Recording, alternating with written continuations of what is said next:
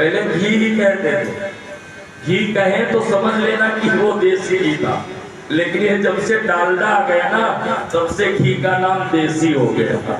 नहीं तो वो घी ही कहते थे, घी कहते, तेल या घी तो ही बता, तेल होता था या घी होता था, सरसों का तेल, मूंगफली का तेल, फलाने का तेल, या फिर घी होता था। लेकिन देसी घी कब से शुरू हुआ? कहा जब से ये डालडा आ गया, डालडा आ गया तो इसको देसी घी कहने लगे।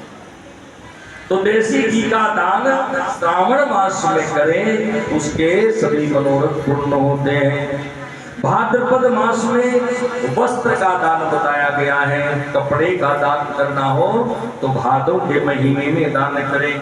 देखिए हमारे मंदिर में भाद्रपद मास में ही भगवान को वस्त्र धारण नया कराया जाता है, इसलिए हमारी सुनैना जी पर्ची लेकर के घूमती रहती हैं। अब इसी शिव पुराण के कलेक्शन में ही वस्त्र भी बनना है, तो आपका दान जबरदस्ती करवा रहे नहीं करवा रहे हैं, आपका कितना बढ़िया दान करवा रहे हैं।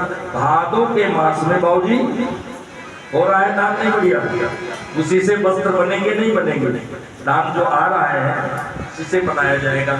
तो आपका धन कहाँ लग रहा है? आपका धन सही जगह लग रहा है, क्योंकि अभी तो दान आपसे करवा रही है, लेकिन जिस दिन दान का पैसा आपका भगवान के शरीर से स्पर्श करेगा उस दिन आपकी मनोकामना अवश्य ही पूर्ण होगी, अवश्य ही पूर्ण होगी।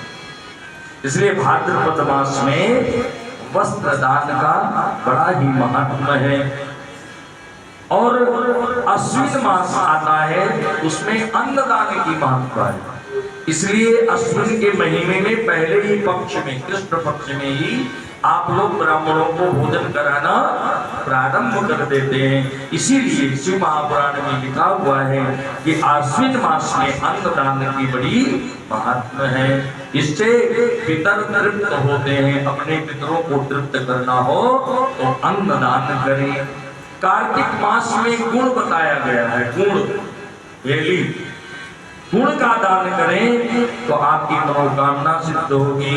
मार्गशीर्ष मास में चांदी का दान करें, इसका चांदी का दान करें। पौष मास में नमक का दान करें। माघ मास में ऊन के वस्त्रों का दान करें, जो गर्म वस्त्र होते हैं माघ के महीने में वस्त्रों का दान का बड़ी महत्व बताया गया है। और माघ के महीने में एक कद्दू का दान बताया है। फिर हमारे मंदिर में तो ढेर लग जाएगा कद्दू का, और कद्दू हमारे यहाँ कोई खाते नहीं है, लोग कद्दू कैसे बना दो, कद्दू भी खाने की कोई चीज है पंडित जी।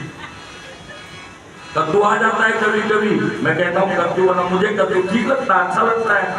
अब हम पुराने जमाने के थोड़े थे तो पहले कद्दू की सब्जी, आलू परवल की सब्जी, रसेदार और अरबी कर दिया या आलू गोभी कर दिया, सूखी मतलब ऐसे बनता था सब। तो कद्दू जरूर होता था, पूरी के साथ कद्दू जरूर खाते थे, है ना। तो हमें कद्दू अच्छा लगता है, लेकिन इनसे कह दो कद्दू बना दो भैया, तब पंडित जी कद्दू भी खाने की कोई चीज है। लेकिन यहाँ देखिए माघ मास में कद्दू का जो दान करे उसकी मनवांछित फल प्राप्त करता है। फाल्गुन मास में बड़ा ही महत्व है कन्यादान का, कन्यादान का महत्व फाल्गुन में है।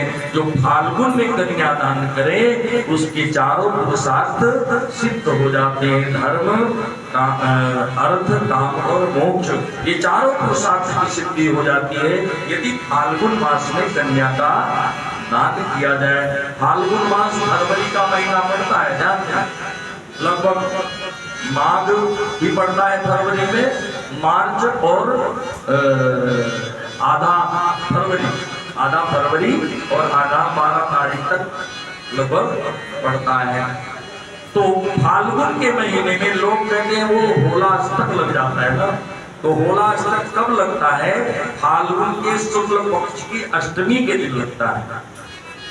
फाल्गुन के शुक्ल पक्ष की अष्टमी को होला अष्टक लगता है 8 दिन का, और तब से कोई शुभ कार्य नहीं करते हैं। इस प्रकार से मासों में दान की क्रिया बतलाई है। भगवान शिव ने सभी देवताओं को अपना शिवलिंग दान किया और कहा इनकी पूजा करो और अपने